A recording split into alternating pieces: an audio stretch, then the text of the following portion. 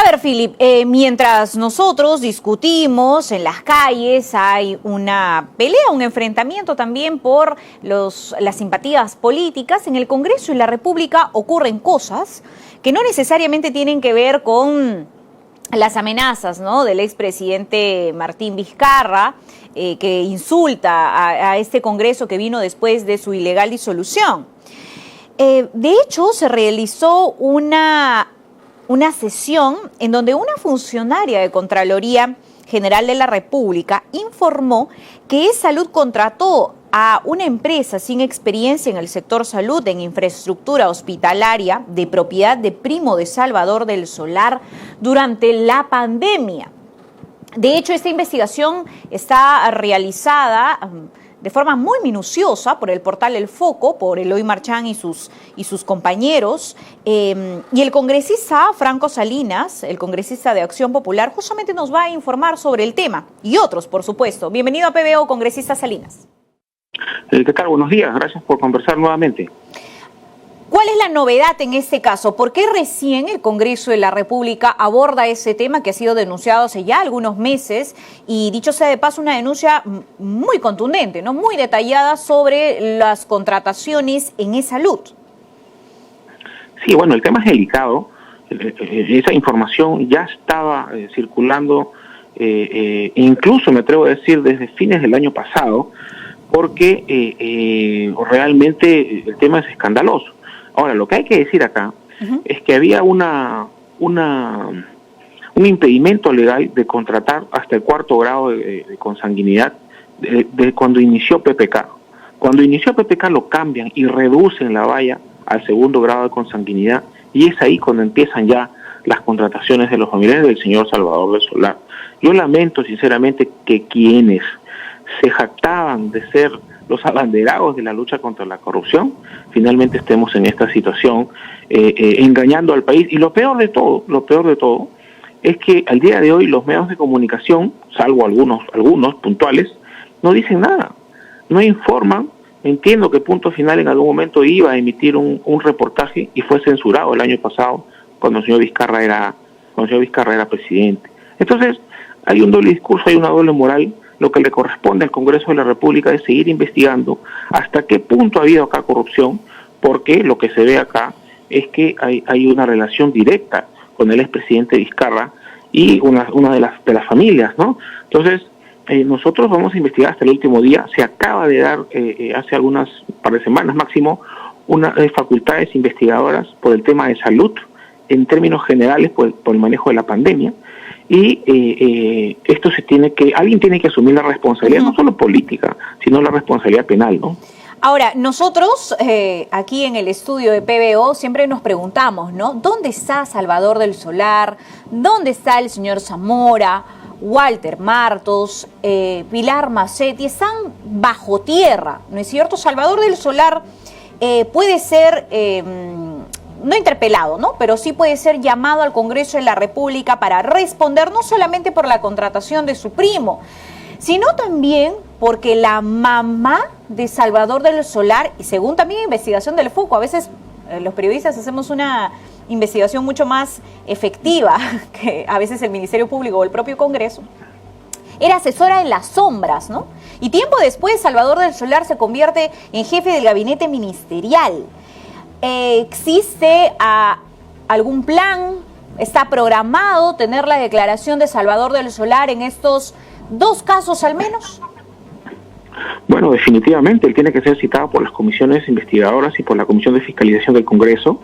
Luego el Congreso tiene que seguir su control político al Poder Ejecutivo y a todas las entidades del Estado hasta el último minuto del 26 de julio, que es el mandato que nos ha dado la población el 2020, así que en esa línea Acción Popular, yo como vocero lo digo, va a apoyar cualquier investigación que aclare los malos manejos en esta situación lamentable que incluso puede haber costado vidas en la administración de la pandemia. Acabamos de enterarnos todos que hay más de 185,000 familias fallecidas que han perdido, en todo caso, un ser querido por el COVID y se han triplicado, se han sincerado las cifras. Eso es tan o más grave que lo que estamos hablando. Y también tiene que haber una responsabilidad penal y política.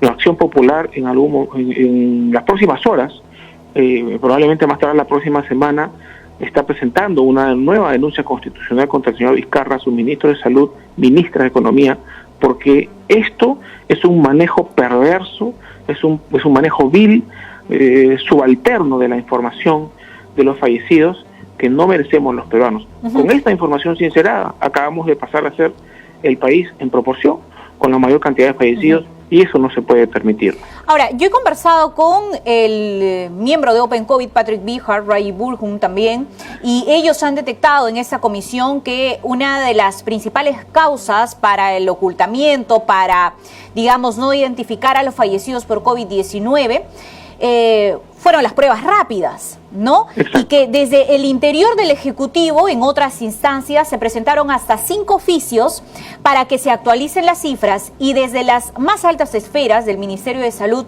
hicieron caso omiso a esas solicitudes y continuaron con las pruebas rápidas. Y usted acaba de mencionar a la ex ministra de Economía. Estos ministros se reunían con proveedores, entre ellos de pruebas rápidas, para justamente realizar luego contrataciones, pruebas que no servían, que en muchos casos no tenían certificación en su propio país. Esa investigación se realiza en la prensa, lo ha hecho la comisión que ha determinado la cifra actualizada de fallecidos, entonces creo que el trabajo está avanzado. Sí, de todas maneras, además acá hay 2 puntos en particular. En algún momento hemos tomado conocimiento que hay un pedido de una de las 6 ministras de Salud para que se empiece a comprar pruebas moleculares y le han pedido retirar el oficio. Y el otro tema es que hay una investigación preliminar abierta por el fiscal Avia, de eso nadie habla. Al fiscal Avia lo callaron, ni bien empezó a salir. El fiscal Avia citó y ha iniciado una investigación contra el señor Vizcarra porque fue al Ministerio de Economía a reunirse con los proveedores y luego de eso empezaron a comprar cientos de millones de pruebas rápidas. Y en esa reunión han estado ministros y la ministra de Economía, María Antonieta Alba, que con todo el desparpajo fuera del país, cómodamente en Europa, empieza acá a comentar de la política peruana, no solamente a criticar al Congreso, como el oráculo de la moralidad, cuando su papá estaba haciendo negocios con el Estado, y de eso nadie dice nada. ¿En qué momento se firmó el contrato de planta de oxígenos con la UNI? Cuando el señor ya no era rector, cuando era rector, nadie dice nada, salvo algunos medios imparciales y objetivos, independientes, como ustedes, como el Foco, que de alguna otra manera dan a conocer situaciones que hubiesen permitido una realidad distinta, por ejemplo, en el mes de noviembre. Pero como el tiempo es justo, en algún momento va a dar la razón, nos corresponde a los congresistas de la República, hoy, no mañana, hoy, seguir investigando, seguir ejerciendo la fiscalización hacia algún sector de la prensa o el sector caviar o esta izquierda, entre comillas, que cuando una persona sale a hablar de homofobia o misoginia, se quedan callados, pero cuando no les conviene, salen y pegan el grito en el cielo. Bueno, entonces, esa es nuestra obligación y la vamos a seguir haciendo. Bueno, queda claro que esa investigación la tiene que realizar la fiscal de la Nación, porque estamos hablando de altos funcionarios. El fiscal Avia tiene un límite en sus prerrogativas, así que quien tiene que investigar a María Antonieta, a Víctor Zamora, a Martín Vizcarra por el caso Pruebas Rápidas es la propia fiscal de la Nación y antes tiene que pasar también por el Congreso de la República, por la inmunidad, ¿no es cierto? Por la inmunidad que tienen estos. A ver, juicio, sí.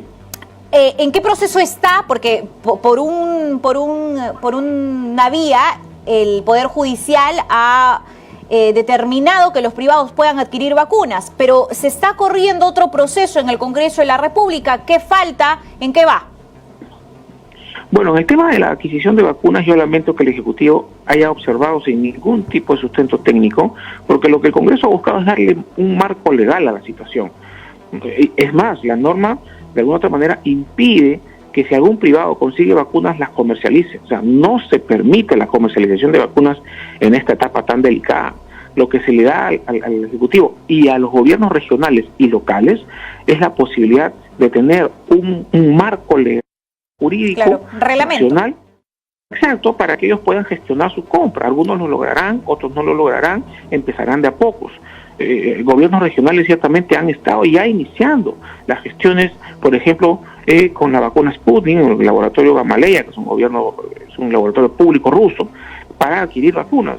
Entonces, yo lamento que el Ejecutivo, por un tema ideológico, repito, y siempre lo he dicho, haya observado esta norma. Sin embargo, el Congreso, una vez más, el Congreso de la República, una vez más, ha ido por la insistencia de una norma fundamental que es ya, y que ya está aprobada, y que debe estar ya promulgándose, la ley de vacunas para que los privados puedan comprar sus vacunas y empezar a inmunizar a su propio personal, ¿no?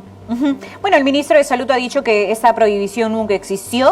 Sin embargo, esa declaración es imprecisa porque nadie puede traer una vacuna o cualquier cosa si no tiene un reglamento para que pueda ingresar por nuestro país. Mire, ¿no? El ministro de Salud, disculpe que le interrumpa, el primer día que asumió el mando dijo que los privados iban a poder importar vacunas. Al día siguiente le bajaron el dedo y le metieron una cuadrada seguramente, y cambió completamente el discurso. Dijo, no, yo no dije lo que dije, no es así, ahorita no se puede. ¿Qué hay?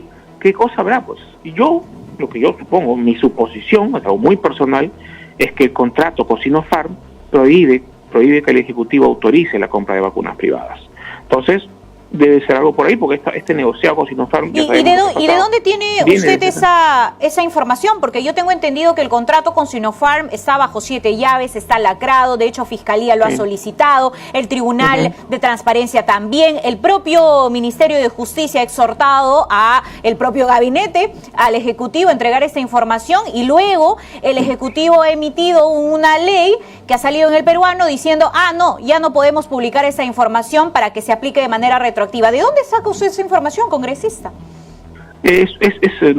Yo no he corroborado, es algo que, digamos, en mi conciencia, en mi análisis personal, no tengo otra conclusión o no tengo cómo entender más allá de que este contrato tenga una cláusula de exclusividad y que impida comprar privados. Ahora, el Contralor bien ha informado. Una vez que el Perú empieza a cancelar, empieza a pagar, empieza a hacer desembolsos, ese contrato deja de ser confidencial y se vuelve de interés público. Exacto. Pero, ¿no? Entonces, lamentablemente no tenemos información, pero si el presidente no quiere, si el ministro cambia de discurso en 24 horas y se impide que los privados compren, no me queda otra conclusión que pensar que ese contrato en algún momento vamos a enterarnos que impedía ¿no? Abrir el mercado no comercial sino de inmunización para los privados y los gobiernos regionales. Tenían una cláusula de exclusividad y yo apuesto que eso es así. Bueno, para llegar a la verdad, inviten al Contralor General de la República, lo ha dicho en un medio de comunicación, tengo entendido, sálvese quien pueda, ha dicho que ya se conoce el costo de las vacunas, que ese contrato debería ser público y si existe algún tipo... También lo dijo el Tribunal de Transparencia, de información sensible, bueno, se tacha con un plumón negro, no pasa nada, pero la información se pone a disposición del público, de todos los peruanos. Entonces, esto ha pasado por agua tibia, congresista, y yo espero que el Congreso cite al Contralor para que puedan otorgar la información que la población se merece porque es nuestro derecho. Congresista, muchas gracias. Por supuesto, no solo nuestro derecho, sino también nuestro dinero. Así que adelante con la fiscalización, que no nos distraigan con reformas, con cuestión de confianza, de bicameralidad. Vamos a seguir adelante porque el Perú merece un respeto a la democracia y a la institucionalidad política del país, ¿no? Buenos días, muchas gracias. Muchas gracias, congresista Franco Salinas, legislador de Acción Popular, tengo entendido, representante de la región Piura.